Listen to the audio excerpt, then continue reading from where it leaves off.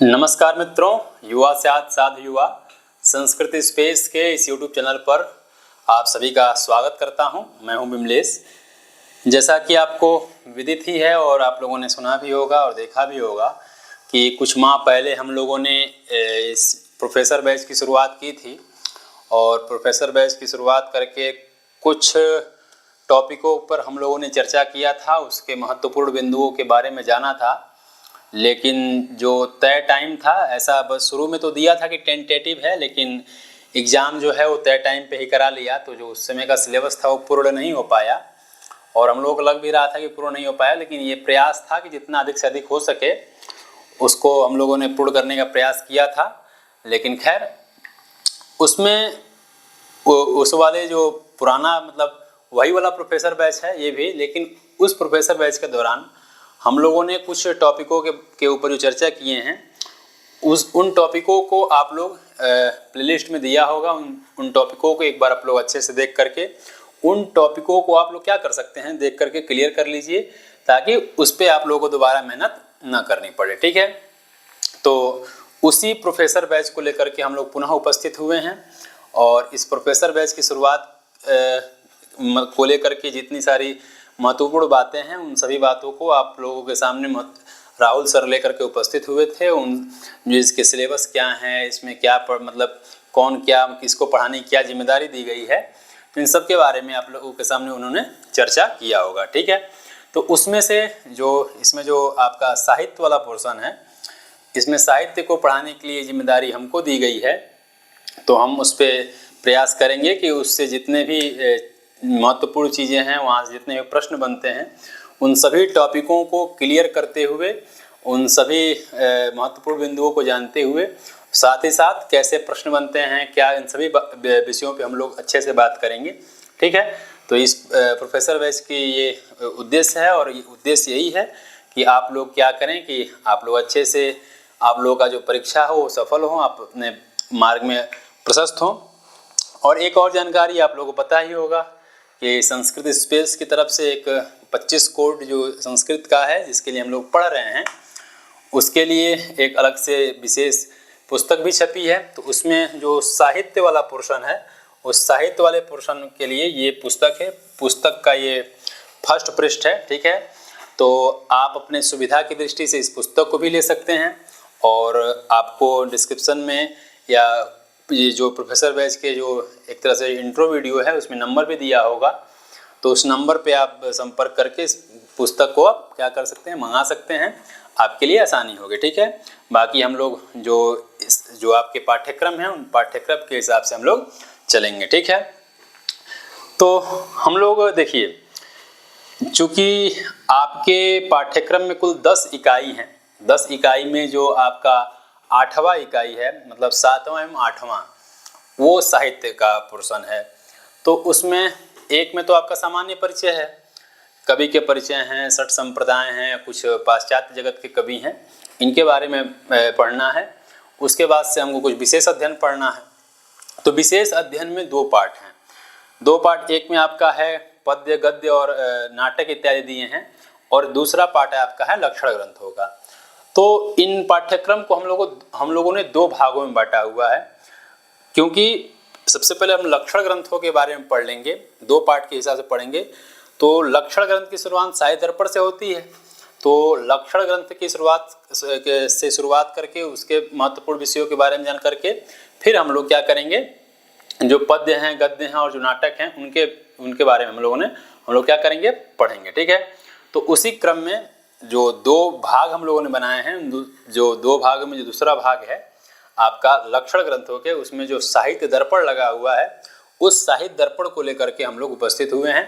तो क्रमशः जो आपके टॉपिक हैं साहित्य दर्पण में दिए हुए हैं, उन क्रमशः एक टॉपिकों के माध्यम से उन सभी बिंदुओं को हम लोग टच करेंगे, उनसे क्या चीज़ें महत्वपूर्ण, इन सभी चीज़ों पे हम लोग बात करेंगे।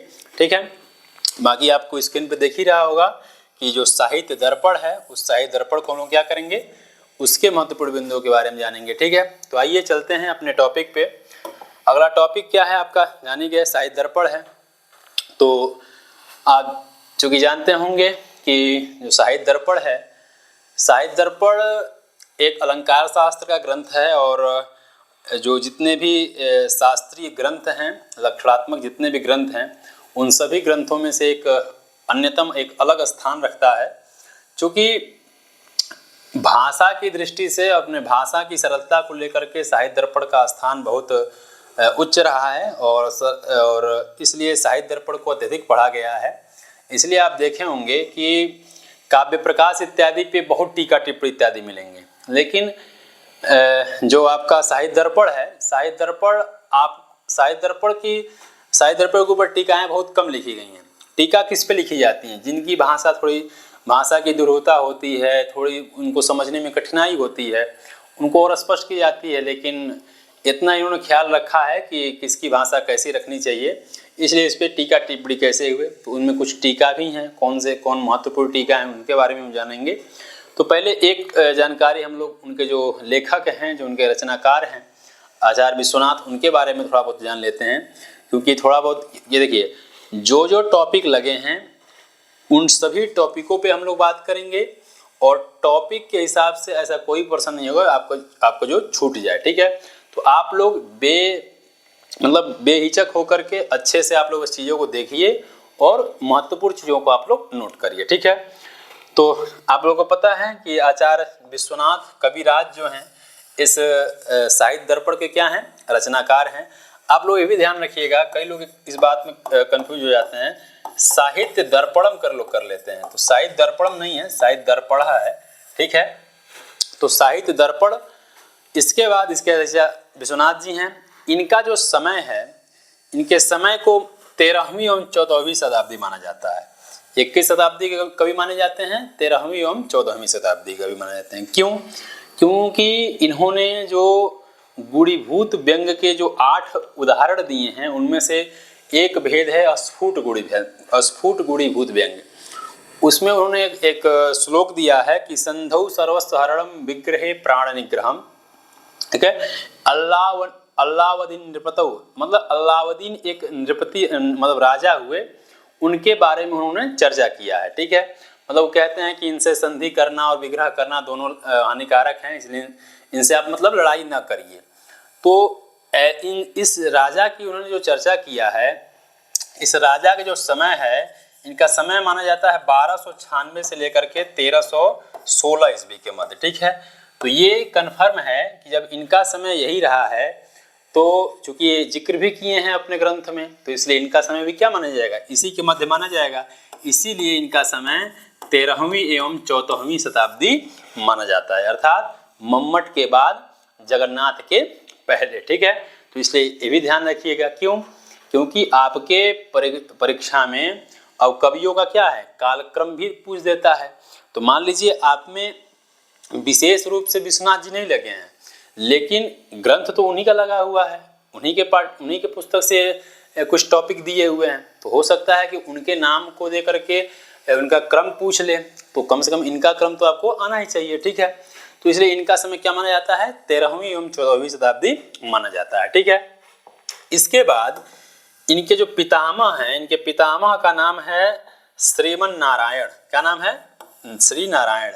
और इनके जो पिता हैं, उन पिता का नाम है चंद्रशेखर।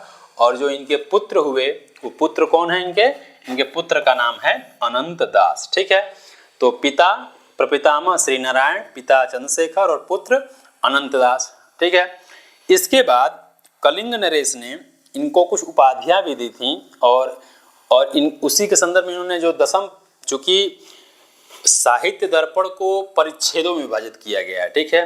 कुल कितने परिच्छेद हैं? 10 परिच्छेद हैं। प्रश्न में पूछ लिया जाता है, सामान्य क्वेश्चन है कि साहित्य दर्पण को कितने भागों में बांटा गया है, मतलब किस में भाग बांटा गया है? तो परिच्छेद में बांटा गया है। कितने परिच्छेद हैं? तो 10 परिच्छेद हैं, ठीक है। अभी उनके बारे में हम लोग जानेंगे, उन जो परिच्छेद हैं उन परिच्छेदों के विषय वस्तु क्या हैं।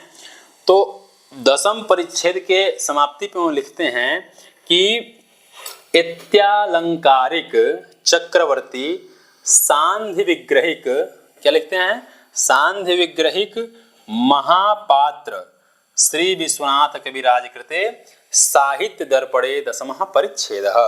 अर्थात सांध्य विग्रहिक क्या है?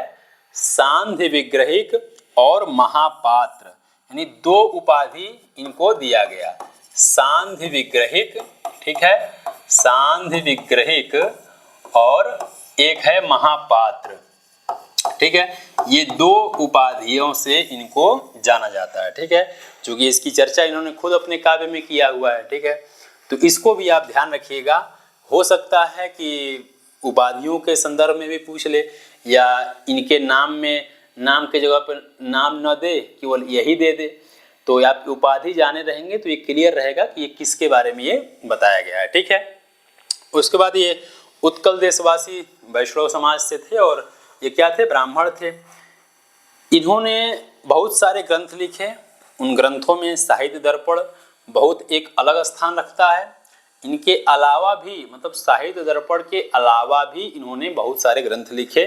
उन ग्रंथों के नाम देख लें, प्रभावती परिणय, चंद्रकला, राघव विलास, नरसिंह विजय, कंसवध, प्रशस्ति रत्नावली, एक है काव्य प्रकाश दर्पण।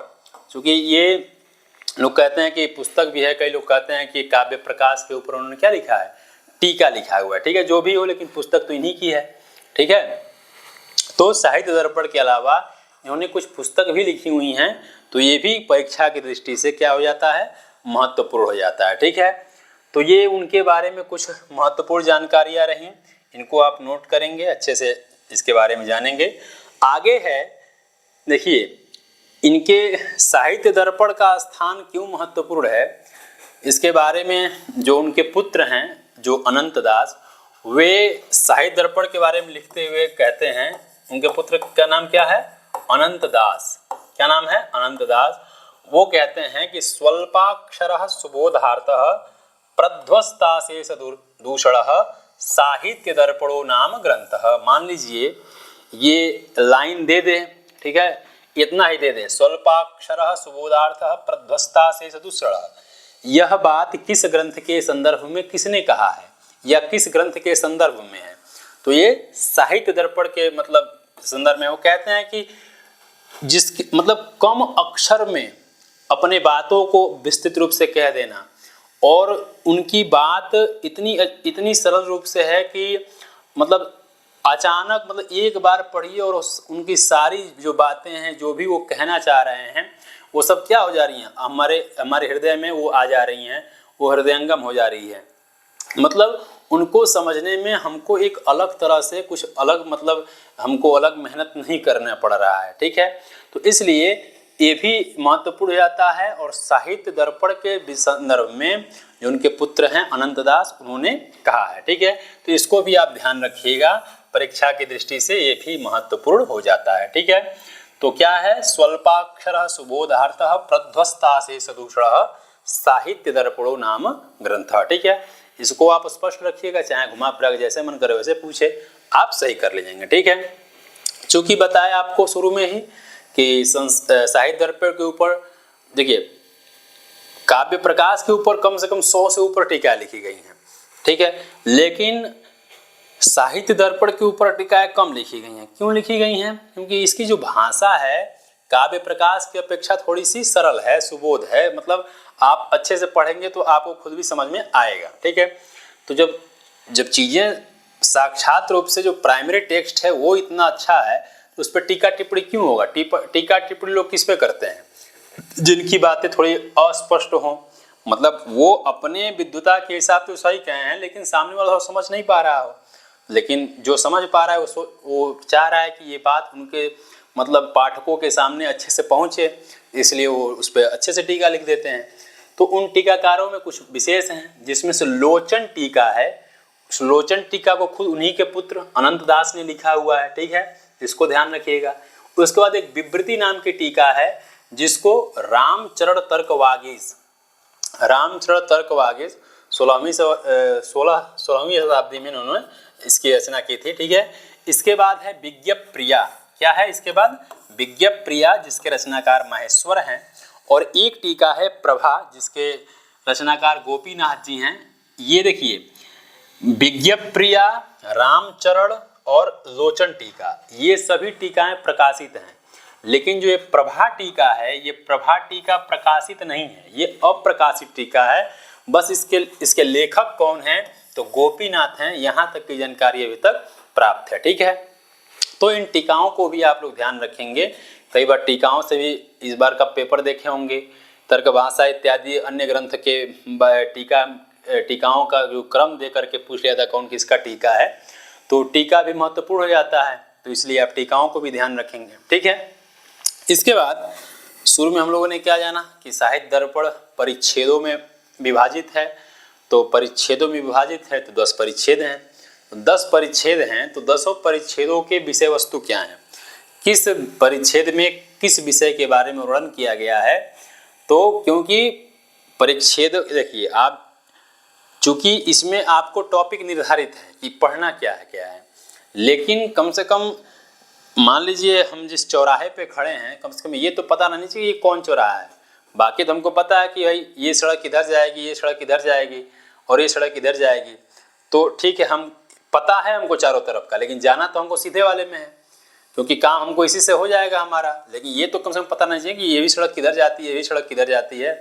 तो 10वें परिच्छेद में 10 के जो विषय वस्तु क्या हैं वो उससे भी प्रश्न पूछ ले। मान लीजिए कि 3-4 परिच्छेद दे दे और उनके विषय वस्तु दे दे और दे करके कह दे कि आप एक दूसरे से मिलान करिए, तो वहाँ स्पष्ट नहीं रहेगा, तो चीज़ें फंस जाएंगे। ठीक है, तो देख लेते हैं। तो उसमें जो प्रथम परिच्छेद है, उस प्रथम परिच्छेद में काव्य प्रयोजन, काव्य का लक्षण और जो पूर्व के आचार्यों ने काव्य के लक्षण को जो बताया है, उन आचार्यों के लक्षणों को क्या किया है, विश्वनाथ जी ने खंडन किया है।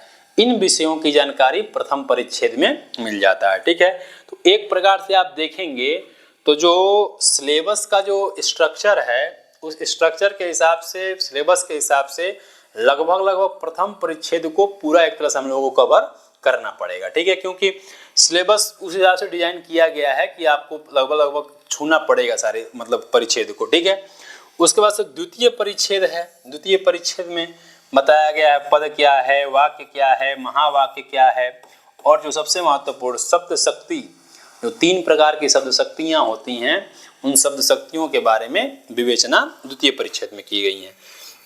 इसके बाद से तृतीय परिच्छेद में रस स्वरूप विमर्श, मतलब जो भरत ने रस के बारे में जो बताया है, उस रस स्वरूप के विषय में इन्होंने भी अपना मत दिखाया है, और नायक नायकादि के वर्णन और जो भाव इत्यादि हैं, इनका वर्णन भी तृतीय परिच्छेद में किया गया। ठीक है, चतुर्थ परिच्छेद में काव्य भेद के बारे में बताया गया है कि काव्य के कितने भेद होते हैं, कौन कौन होते हैं, उनके उदाहरण क्या हैं।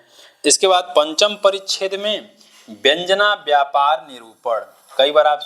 कई बार कुछ आचार्य मानते हैं कि व्यंजनावृत्ति को नहीं माननी चाहिए, तो इस प्रकार से इन्होंने ये भी मम्मट जैसे बताए हैं, ऐसे ये भी बताएंगे कि व्यंजना व्यापार की आवश्यकता क्यों पड़ी।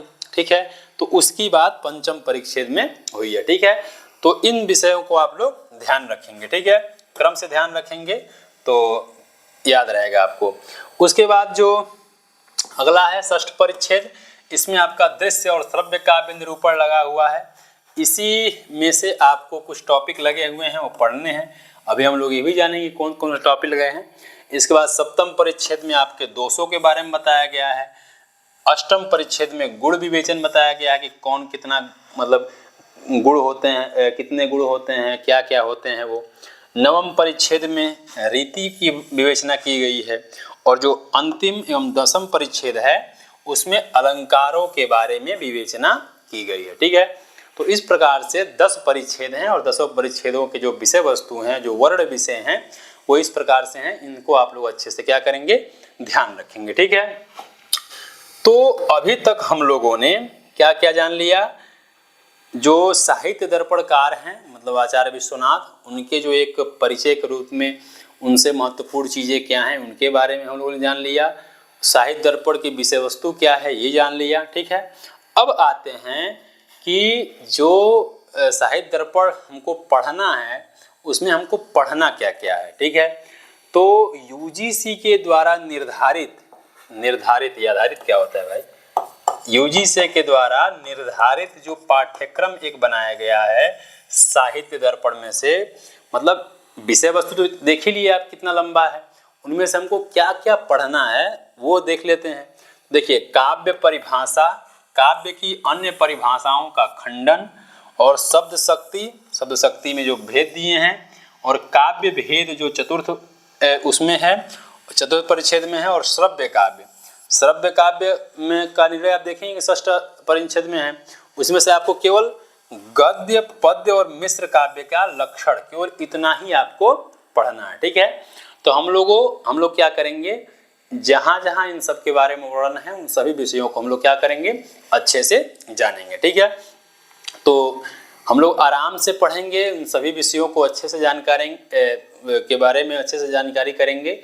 और देखिए, आपको बता दें कि हम लोग परीक्षा की तैयारी कर रहे हैं। ठीक है, तो ये जो हम लोग का जो चर्चा रहेगा वो व्याख्यात्मक रहेगा, न कि शास्त्रार्थ पूर्वक रहेगा, क्योंकि शास्त्रार्थ करने से कोई मतलब नहीं है। ठीक है, और ज्यारफ हमेशा सामान्य अध्ययन पे ही निकलता है। आपके अंदर कितनी वस्तुनिष्ठता है, चीज़ें कितनी क्लियर हैं, इस पे आपका ज्यारफ होगा। बाकी आप ज्यारफ करिए, आपके ज्यारफ निकल जाए, उसके बाद आप शास्त्रार्थ के लिए आप अलग से पढ़ सकते हैं, कोई दिक्कत नहीं है।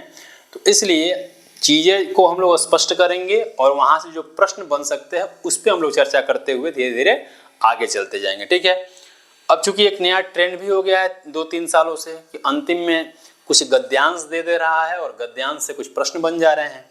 तो संभवतः आप देखे होंगे पिछले साल में काव्य प्रकाश पे गद्य उठा लिया था।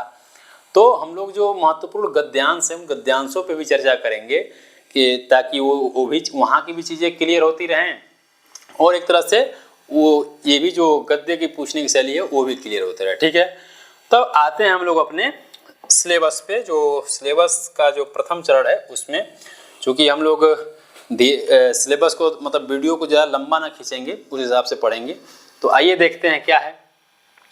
देखिए, पहला हम लोग को पढ़ना है काव्य की परिभाषा एवं काव्य की अन्य परिभाषाओं का खंडन। ठीक है, तो प्रथम परिच्छेद में हम लोग को इन 2 टॉपिकों को क्या करना है, कवर करना है। ठीक है, तो आज हम लोग देखिए काव्य परिभाषा, तो काव्य की परिभाषा तो जानेंगे, लेकिन पहले तो ये जानेंगे कि काव्य के बारे में इन्होंने बताया क्या है, काव्य कहते किसे हैं, इसके बारे में इन्होंने थोड़ी सी चर्चा की है। तो आपको बताया ना कि इन्हों जो यूजीसी के द्वारा जो पाठ्यक्रम निर्धारित किया गया है वो पाठ्यक्रम का डिजाइन ऐसा है कि आपको लगभग पूरा प्रथम परिच्छेद पढ़ना पड़ेगा। ठीक है, क्योंकि कहीं से प्रश्न पूछ लेता है, पूछा भी है। ठीक है, तो इसलिए हम लोग उस हिसाब से चलेंगे। ठीक है, तो आप जैसा कि जानते हैं कि हर ग्रंथ की शुरुआत में जो कवि होता है वो मंगलाचरण करता है, क्योंकि मंगलाचरण नहीं करेगा तो मान लीजिए कई बार होता है कि हम तैयारी के लिए सोच रहे होते हैं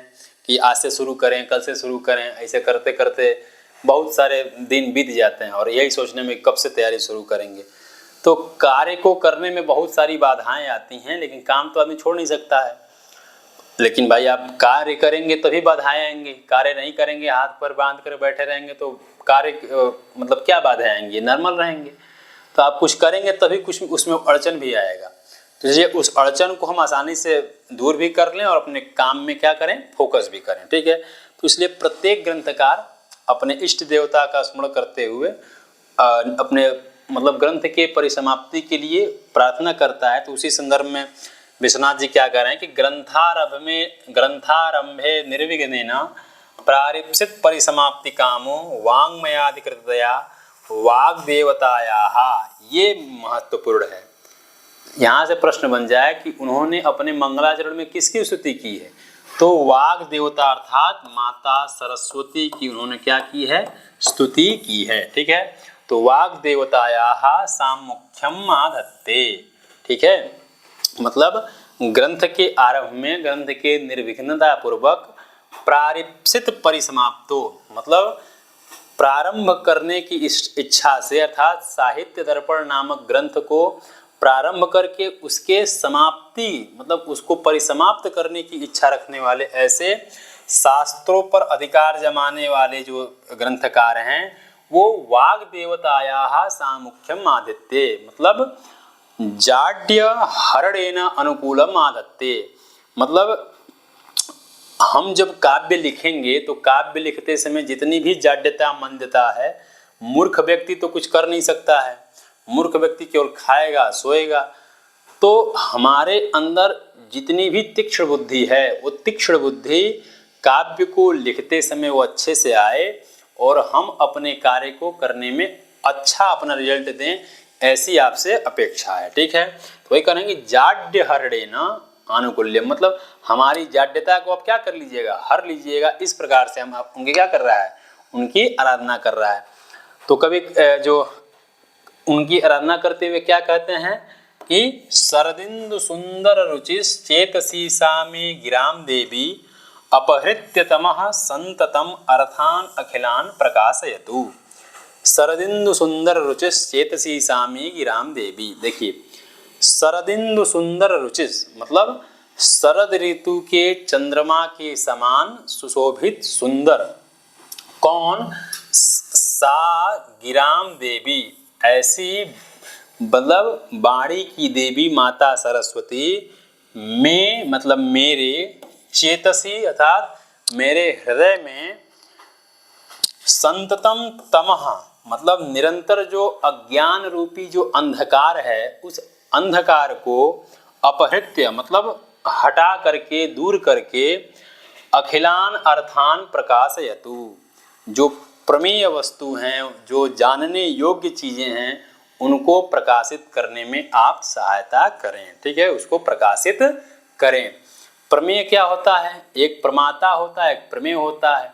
तो प्रमाता वह होता है जो जानता है, जिस विषय के बारे में जो जानता है वो प्रमाता होता है, और जिसको जानता है वह होता है प्रमेय। मतलब जिसके बारे में जाना जाता है वह प्रमेय होता है और जो जानता है वह प्रमाता होता है। ठीक है, तो जितने भी प्रमेय वस्तु हैं संसार में, जितनी भी वस्तुएं हैं वह सब प्रमेय हैं। ऐसा कोई भी वस्तु नहीं है जिसके बारे में आप जान नहीं सकते हैं। ठीक है, तो प्रमेय के अंदर सभी चीज़ आ जाती हैं। ठीक है, तो इसलिए उस प्रमेय को जानने के लिए हमारा क्या करिए, आप प्रकाशित करिए। ठीक है, तो ये मंगलाचरण है आपका साहित्य दर्पण का, जिसमें आपका उपमा अलंकार है। कौन सा अलंकार है? उपमा अलंकार है। और इसमें सरस्वती वाग्देवी सरस्वती का उन्होंने क्या किया है, आराधना करते हुए निर्विघ्न पूर्वक ग्रंथ की समाप्ति की आराधना किया है। ठीक है, तो ये आप लोग ध्यान रखिएगा। इसके बाद वो कहते हैं कि देखिए हम लोग जो महत्वपूर्ण पंक्ति हैं, लगभग जितने पंक्ति हैं उन पंक्तियों को भी ध्यान से देखेंगे और डिबेट नहीं करेंगे, बस उसके बारे में समझते हुए आगे चलते जाएंगे। ठीक है, आगे कहते हैं कि अस्य ग्रंथस्य काव्यांगतया काव्य फलैहि एव फलवत्वम इति काव्य फलानि आह। देखिए काव्य का एक क्या होता है, काव्य का फल होता है। जैसे अलग अलग काव्य लिखे गए हैं उन काव्यों का फल होता है, तो उन्हीं काव्य का एक अंग है। क्या है? जो साहित्य दर्पण है वो काव्यों का क्या है, चूंकि जो काव्य की जो समीक्षा करता है, जो शास्त्र करता है वह अलंकार शास्त्र होता है, काव्य शास्त्र होता है। ठीक है, तो वो काव्य के अंग हैं। क्या हैं ये जो ग्रंथ हैं ये काव्य के अंग हैं। तो जो काव्य होते हैं उन काव्यों के कोई ना कोई फल होते हैं। तो जो काव्य होते हैं उन काव्य के जो फल होते हैं उसी प्रकार वही काव्य के ये अंग भी हैं। तो उन काव्य के जो फल होते हैं उसी प्रकार से उन काव्य के अंग होते हुए इनका भी कोई ना कोई फल होगा। तो इसलिए उसी काव्य की तरह काव्य फल ही है, वह काव्य के फल की तरह ही ये भी क्या हो गया, फलवान हुआ। धनी व्यक्ति कैसे होता है? मान लीजिए आपके पास धन है तभी आप धनवान कहलाएंगे, धन नहीं है तो धनवान कैसे कहलाएंगे? तो चूंकि काव्य का फल होता है इसीलिए, चूंकि ये काव्य का ही अंग है तो इसका भी फल होगा, इसलिए काव्य का फल होने से ये भी काव्य का अंग है, तो इसलिए फलवत्व की जो स्थिति है ये भी क्या करता है, धारण करता है। ठीक है, तो इसलिए तो ये भी काव्य का फल इसका भी होगा। तो वही कहते हैं क्या मतलब काव्य का फल क्या है, तो वही कह रहे हैं कि काव्य फलानि आह। जैसे आप किसी ऐसी अवस्था को, ऐसी स्थिति को देख करके आपके अंदर से ओह आह जो मतलब स्थिति होती है कि बड़ा अच्छा लगता है, ये जो स्थिति आप देख करके चख करके आप लोग जो ये आनंद की अवस्था प्राप्त करते हैं, तो आप काव्यों को भी पढ़ करके उसके सरस बिंदुओं को जान करके भी जो सहृदय लोग होते हैं उनके विषय के बारे में पढ़ करके आनंद की अनुभूति करते हैं। ठीक है, तो वो भी एक फल ही होता है। तो उसी प्रकार से इस ग्रंथ का भी फल है। तो क्या फल है देखिए, कह रहे हैं कि चतुर्वर्ग फल प्राप्ति ही सुखाद अल्पधियामपि काव्यादेव यतस्तेन तत्स्वरूपम निरूप्यते। देखिए, यतः इसलिए, यस्मात् कारणात्, किस लिए, यतः का मतलब यहाँ क्या हुआ, यही हुआ कि जो काव्य होते हैं उन काव्यों के फल होते हैं, ठीक है। तो जो काव्य के फल होते हैं तो उन्हीं काव्य का यह क्या है, अंग है। तो उस काव्य का फल होता है, तो उनके फल होने से चूंकि ये काव्य का अंग है तो इसका भी क्या होगा, फल होगा। तो उसी काव्य की तरह ये भी फलवत्व होता है। तो इसलिए इसके बारे में बता रहे हैं कि यस्मात् कारणात् क्या अल्पधियामपि सुखात् काव्यात् एव चतुर्वर्ग फल प्राप्ति ही। मतलब यस्मात् कारणात् अल्पधियामपि, जो बहुत कम बुद्धि वाले होते हैं, जो बहुत निम्न बुद्धि वाले जो पाठक होते हैं, मनुष्य होते हैं, लोग होते हैं, नर होते हैं, वह सुखात् काव्यादेव, सुखपूर्वक काव्य से ही क्या करते हैं, चतुर्वर्ग फल प्राप्ति ही। जो चतुर्थ पुरुषार्थ चतुष्टय हैं, उन पुरुषार्थ चतुष्टय की काव्य से क्या कर लेते हैं, प्राप्ति कर लेते हैं, ठीक है। हर इंसान की जो अंतिम परिणति होती है ना, वह पुरुषार्थ चतुष्टय की प्राप्ति ही होती है, ठीक है। तो उस काव्यात् एव चतुर्वर्ग फल प्राप्ति ही, ठीक है। तो उनसे, उस काव्य से क्या हो जाती है, चतुर्वर्ग की प्राप्ति हो जाती है। तो किससे चतुर्वर्ग की प्राप्ति के बारे में कह रहा है, तो काव्यात् एव, ठीक है। तो ये ध्यान रखिएगा। इसलिए तत्स्वरूपम निरूप्यते, तत् मतलब उस काव्य के स्वरूप का हम क्या करेंगे, निरूपण करने जा रहे हैं। देखिए, यहाँ पे थोड़ा सा कंफ्यूजन ये हो जाता है कि देखिए तत्स्वरूपम निरूप्यते, तो यहाँ ये हो जाएगी कि भाई ये काव्य के स्वरूप के बारे में बताए हैं कि क्या है। देखिए, ये आया है आपका काव्य प्रयोजन के बारे में, काव्य फल के बारे में, ठीक है, न कि काव्य का स्वरूप है, न कि काव्य का लक्षण है। तो कई बार लोग यहाँ से कंफ्यूज हो जाते हैं। तो इसलिए इसको आप क्लियर रखिएगा कि यह काव्य का प्रयोजन है। क्या है, काव्य का प्रयोजन है, और उसी काव्य का प्रयोजन है, इसीलिए ऐसा काव्य का प्रयोजन होता है, इसलिए उसके स्वरूप का क्या कर रहे हैं, यहाँ पे निर्धारण कर रहे हैं, ठीक है। क्या कह रहे हैं कि चतुर्वर्ग फल प्राप्ति ही काव्यतः रामादिवत प्रवर्तितव्यम न रावणादिवत। चतुर्वर्ग फल प्राप्ति जो ये काव्य सिखाता है, वह क्या कहता है, ऐसे काव्य को पढ़ने से हमको क्या सीखने को मिलता है कि रामादिवत प्रवर्तितव्यम न रावणादिवत। मतलब हमको किसी कर्म में, किसी कार्य में कैसी प्रवृत्ति होनी चाहिए, तो राम की तरह प्रवृत्ति होना चाहिए, न कि रावण की तरह। अगर हम किसी पराई स्त्री को देख रहे हैं तो ये नहीं कि वो अच्छी हैं तो यार अच्छी तो हैं, इनको हमारी होनी चाहिए तो हम भी झपट्टा मार दें। ऐसी बुद्धि हमारी होगी तो हम काव्य नहीं पढ़ रहे हैं, हम काव्य पढ़ रहे हैं, हम दूसरे रास्ते पे हैं। तो मतलब पराई स्त्री को भी हम अगर जिस अवस्था में है, यदि बहन की अवस्था में तो हम बहन समझें, भाभी की अवस्था में तो भाभी समझें, भाई पे भाभी हैं तो हम बहन कहाँ समझें, भाभी हमारी भी भाभी होंगी। तो और माता की अवस्था में तो माता समझें, ठीक है। तो ऐसा व्यवहार राम की तरह, न कि रावण की तरह। इसलिए इस प्रकार से इत्यादि कृत्य और अकृत्य प्रवृत्ति निवृत्ति उपदेश द्वारा सुप्रतीति व, मतलब कृत्य और अकृत्य, मतलब कृत्य मतलब धर्म पूर्वक मार्ग में, और अकृत्य मतलब अधर्म रूपी मार्ग से निवृत्ति, मतलब धर्म के मार्ग में प्रवृत्ति और अधर्म के मार्ग से निवृत्ति जो कराता है, वह क्या होता है, काव्य होता है, ठीक है। तो इस प्रकार काव्य की महत्ता क्या है इन्होंने बताया है, ठीक है। तो ये भी क्या बताया है कि चतुर्वर्ग फल प्राप्ति रही काव्यतः रामादिवत प्रवर्तितव्यम न रावणादिवत। अगर इतना पंक्ति दे करके दे दे कि रामादिवत प्रवर्तितव्यम न रावणादिवत, मतलब मान लीजिए कुछ भी दे दे कि दर्शनतः, मतलब कुछ भी दे दे, एक ऑप्शन उसमें से काव्यतः दिया रहे, ठीक है। और उस काव्य से कैसे, वह काव्य जो चतुर्वर्ग की कि मतलब पुरुषार्थ चतुष्टय की प्राप्ति कराता हो। ठीक है, तो क्या कैसा होना चाहिए? रामादिवत प्रवर्तितव्यम न रावणादिवत। ठीक है, तो इसको आप लोग ध्यान रखिएगा। आगे चलते हैं, आगे क्या है इसी बारे में बताएंगे और कुछ आगे। उक्तम च भामहेन, जो अलंकार शास्त्र के प्रवर्तक आचार्य हैं, काव्य की क्या विशेषता है उसी संदर्भ में भी कहते हैं कि धर्मार्थ काम मोक्षेषु वैचक्षण्यम कलासु च करोति कीर्तिम प्रीतिम च साधु काव्य निबंधनम निषेवणम। कई जगह निबंधनम मिल जाता है, कई जगह निषेवणम भी मिल जाता है।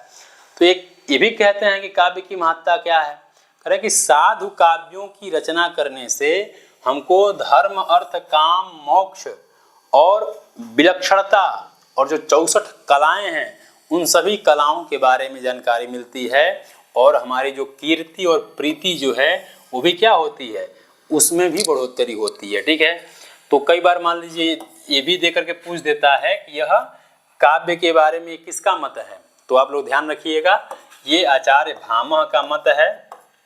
ये भी प्रश्न पूछ सकता है कि विश्वनाथ जी इसका जिक्र किसके संदर्भ में किए हैं, तो जाहिर सी बात है कि काव्य के स्वरूप का वर्णन जब वो कर रहे थे तो उसी में ये भी बताए हैं। ठीक है, धर्मार्थ काम मोक्षेषु वैचक्षण्यम कलासु च करोति कीर्तिम प्रीतिम च साधु काव्य निषेवणम निबंधनम। ठीक है, तो साधु काव्य मतलब अच्छे काव्य की रचना से क्या होता है ये भी बताते हैं। ठीक है, अब देखिए चूंकि अभी बात हुई थी कि जो काव्य होता है, काव्य हमको किस कर्म में हमारी प्रवृत्ति होनी चाहिए, किस कर्म में हमारी निवृत्ति होनी चाहिए, इसके बारे में काव्य क्या करता है, ज्ञान कराता है। ठीक है, यानी कर्मों के प्रति काव्य जो होता है वह मतलब ज्ञान कराता, साक्षात कारण नहीं है, परंपरा कारण है, तो धर्म के बारे में नहीं बता सकता है। तो उसी में कोई प्रश्न करता है तो प्रश्न के उत्तर में वो कहते हैं किंच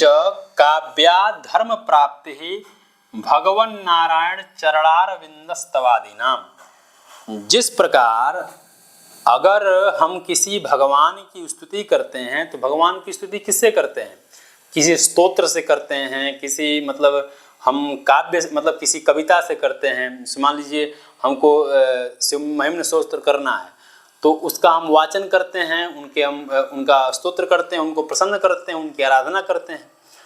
तो जो उसके मतलब उनके कहने से, उस शब्द की कहने मात्र से उनकी आराधना हो जाती है, उनकी पूर्णता हमको पूरे मिल जाता है, तो वो शब्द भी तो एक तरह का काव्य ही है।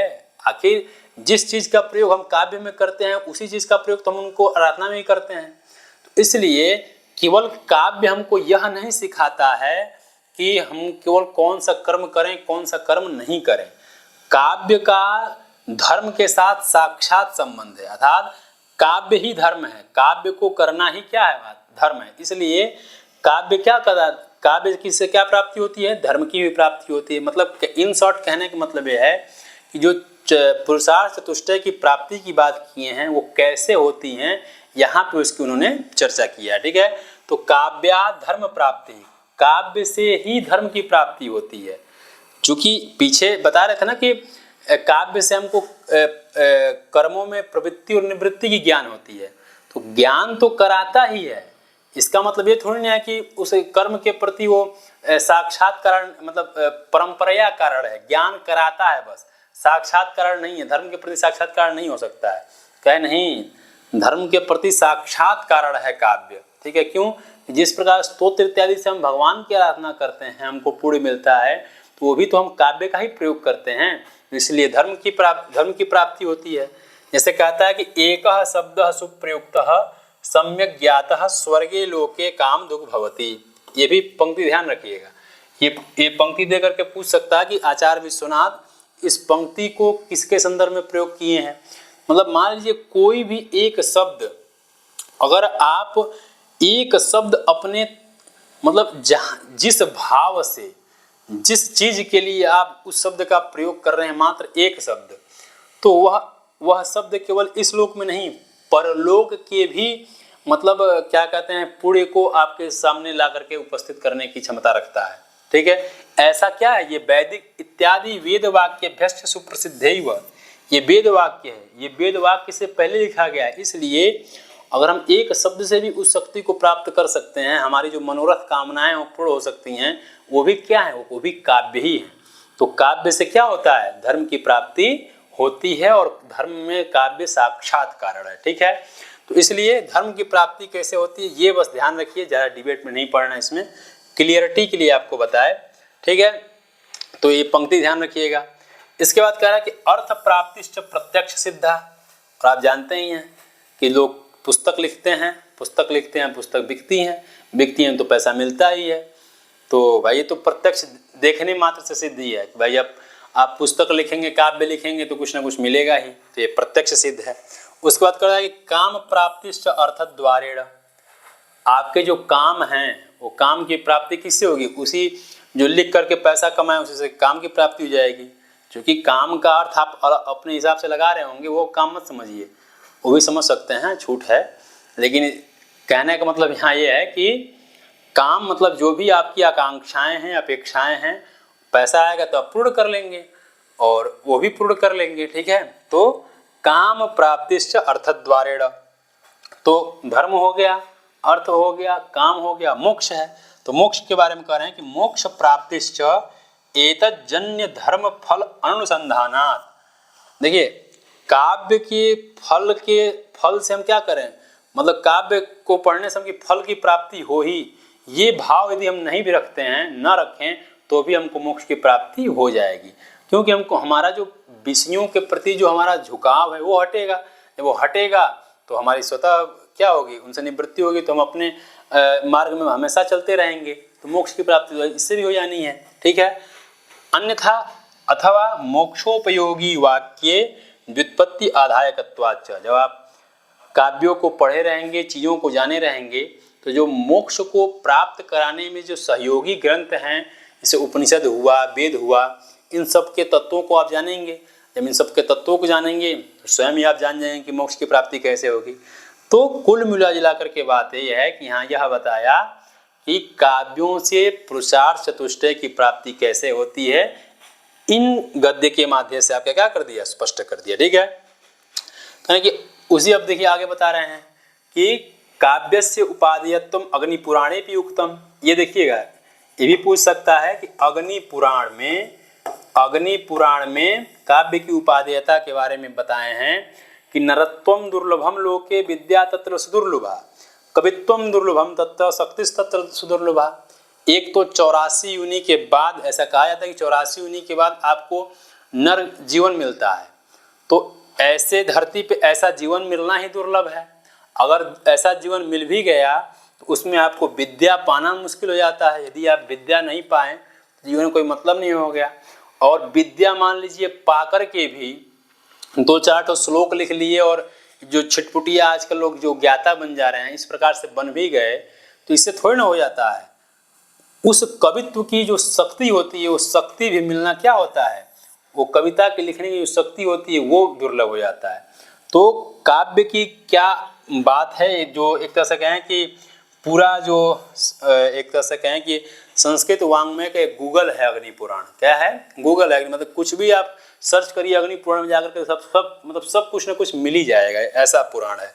तो ये कहाँ का श्लोक है, तो नरत्वम दुर्लभम लोके विद्या तत्र सुदुर्लभा, कवित्वम दुर्लभम तत्र शक्तिस्तत्र सुदुर्लभा। ठीक है, तो ये अग्नि पुराण में कहा गया है और काव्य के स्वरूप के संदर्भ में क्या किए हैं, विश्वनाथ जी ने कहा है। ठीक है, इसके बाद से त्रिवर्ग साध्यम साधनम नाट्यम, ये भी क्या है, ये भी अग्नि पुराण का ही वाक्य है, जो कहे हैं कि त्रिवर्ग साधनम नाट्यम, मतलब नाट्य जो होता है वह 3 वर्गों का साधन कराता है। ठीक है, तो ये भी ध्यान रखिएगा।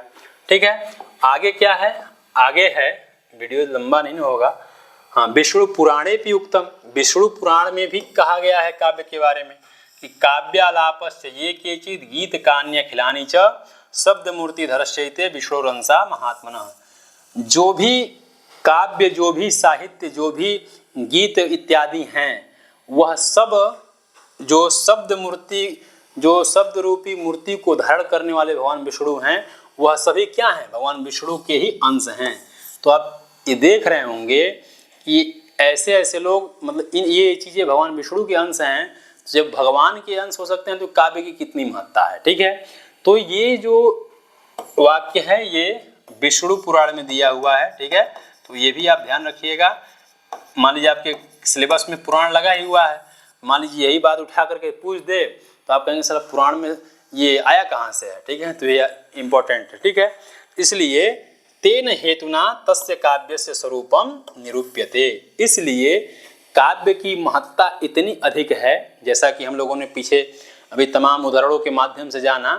इसलिए यहाँ विश्वनाथ जी कहते हैं कि तेन हेतुना तस्य काव्यस्य स्वरूपम निरूप्यते, इसलिए काव्य के स्वरूप के बारे में हम लोगों ने चर्चा किया। ठीक है, तो आज हम लोगों ने जो वो काव्य के स्वरूप के बारे में जो उन्होंने चर्चा किया है उसके बारे में हम लोगों ने अच्छे से चर्चा कर लिया।